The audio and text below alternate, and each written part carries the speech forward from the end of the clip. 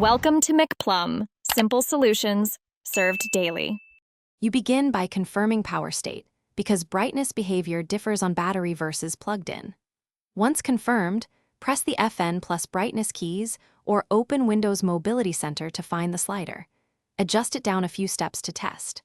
Make sure to open Control Panel Right Arrow Hardware and sound Right Arrow Device Manager to inspect display adapters and monitor drivers, since missing drivers often hide controls.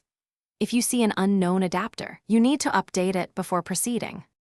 Once drivers are verified, use Mobility Center or the taskbar slider for immediate reduction. This changes the backlight level directly.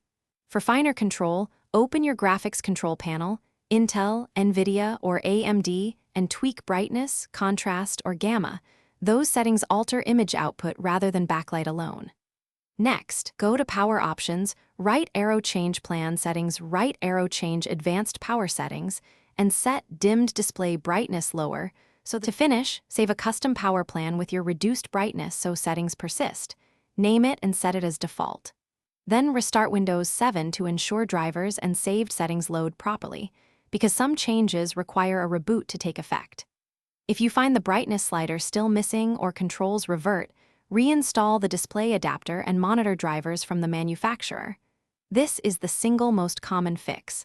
Update drivers first, then reboot, and retest the brightness controls.